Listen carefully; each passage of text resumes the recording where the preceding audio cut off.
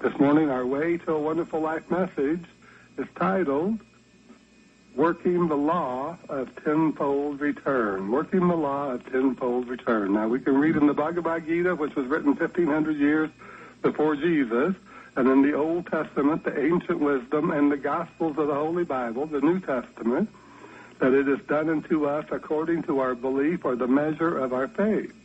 In contemporary terms, this is called the law of attraction, and in 20th century metaphysics, it was called the law of mind, the law of mind. Both terms are synonymous, and both describe a spiritual law that is universal, unchanging, and eternal. All is mind or spirit, and so as we learn to tap into this law, we can achieve the greater things still that we desire to experience.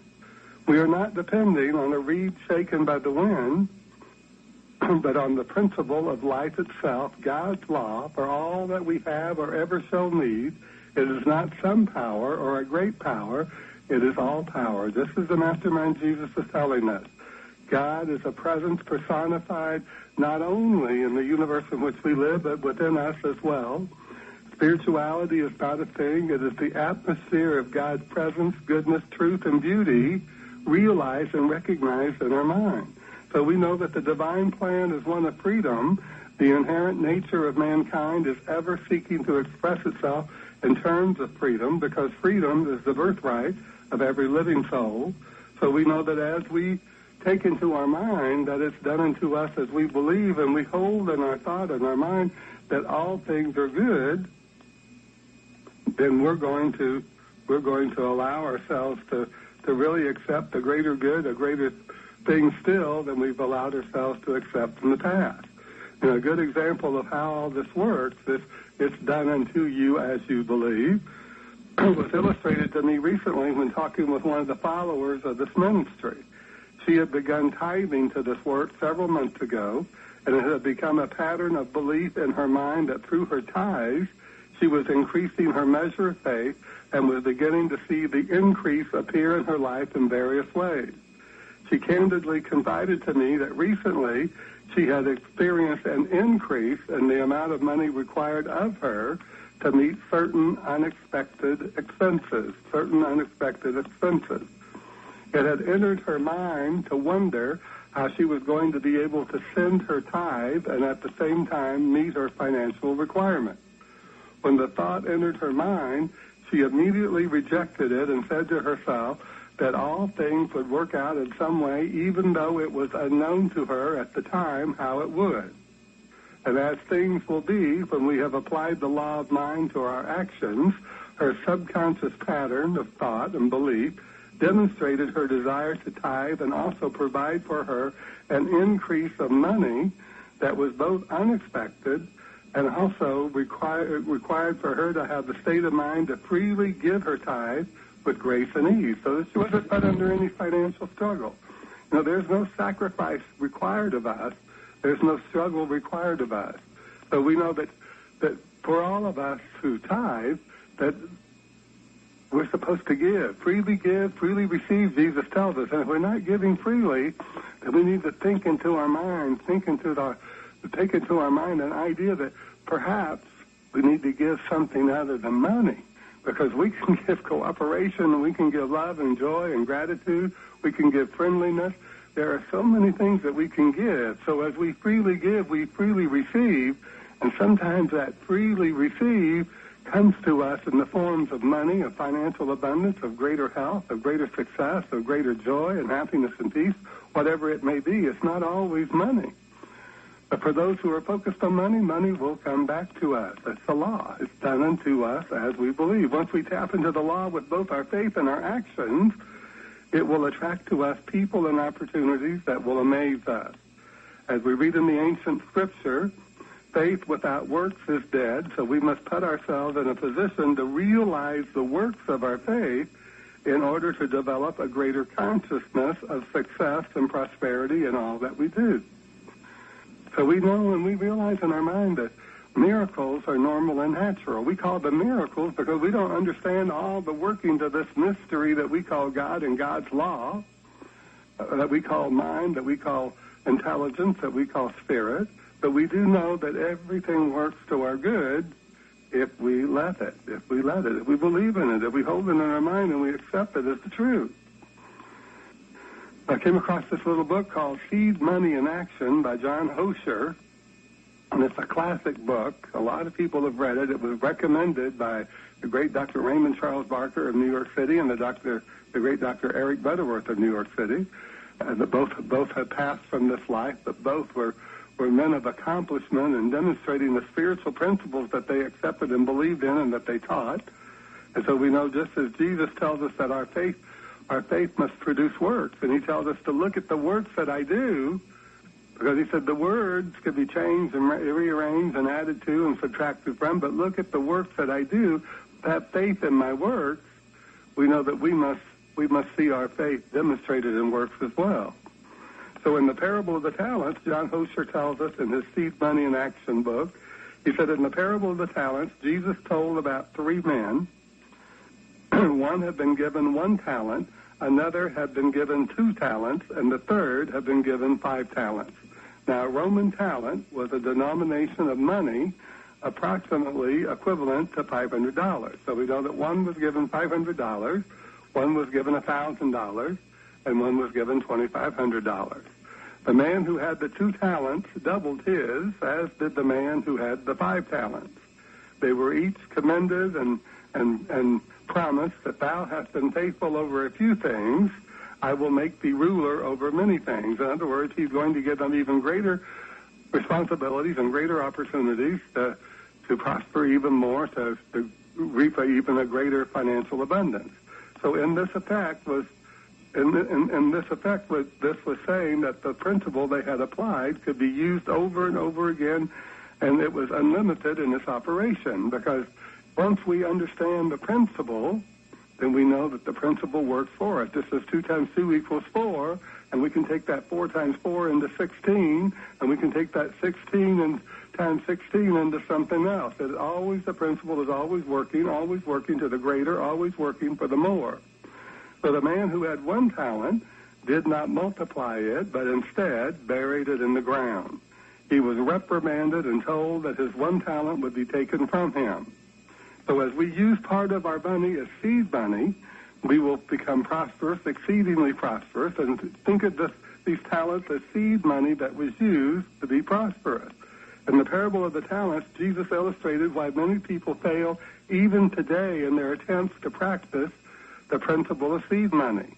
The man with the 1 talent who failed to increase it explained, I was afraid and went and hid my talent in the earth. Many people who sometimes attempt to work the law of tenfold return fail through fear created and perpetuated only by themselves. The law of tenfold return is only the orderly working of God in our minds, our body, and our affairs. On United States dollar bills, it is written, in God we trust. Very good advice. So anytime you're feeling lack or limitation, take that dollar bill out of your wallet or your purse or wherever you can find it, out of your pocket, and look at those words, in God we trust. Those who do not receive their tenfold return because of fear that it is lost lose their money as surely as the man who buried his talent in the ground ultimately lost his. In trusting God and God's law, one cannot fear. And the principle of seed money demands absolute trust in God, omniscience, which is all intelligence, omnipotence, all power, omnipresence, always present, all present.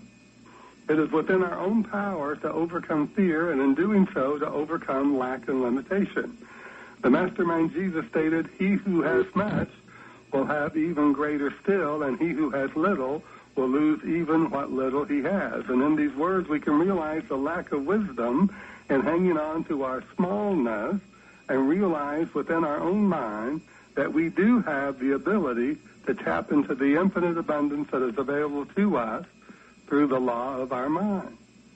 John Hosher's seed money concept is a way of using our mind to make use of a law that always responds to each and every one of us in the same precise way. It responds by corresponding to what we believe to be true for us, providing that our belief contains an element of conviction.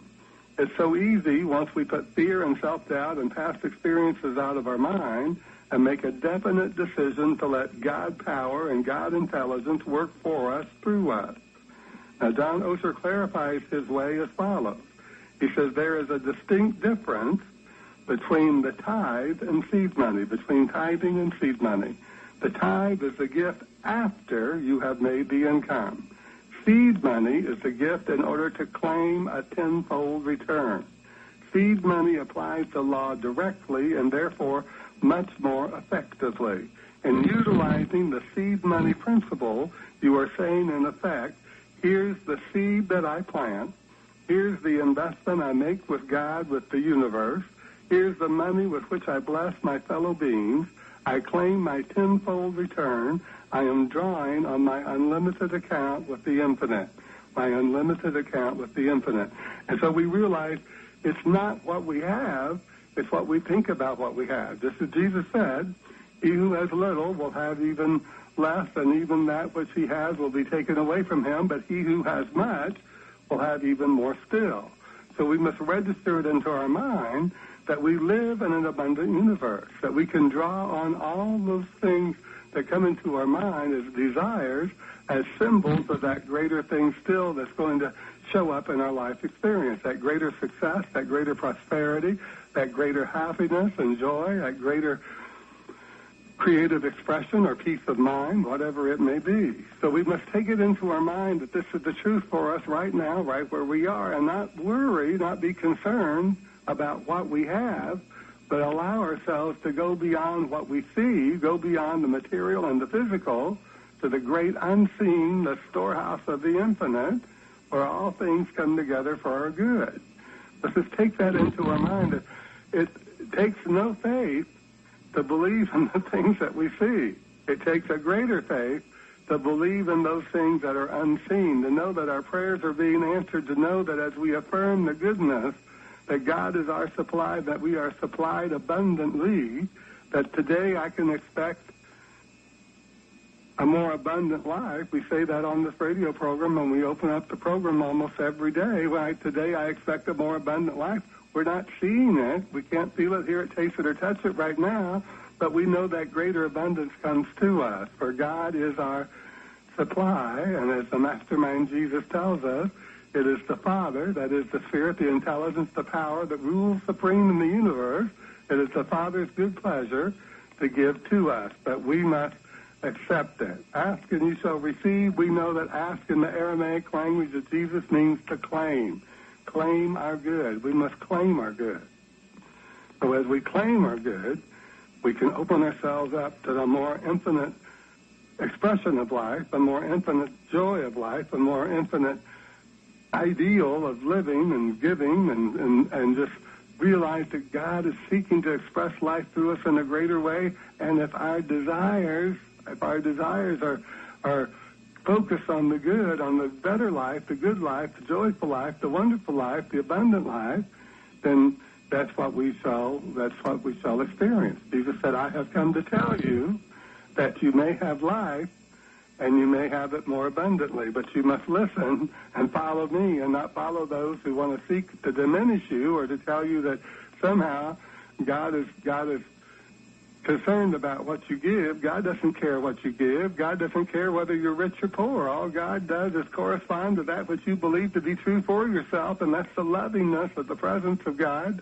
That infinite presence is always available, that infinite law of God that's always working through our mind, our heart, and our soul, that God always gives us always what we believe to be true for ourselves, but we must believe it in an absolute way.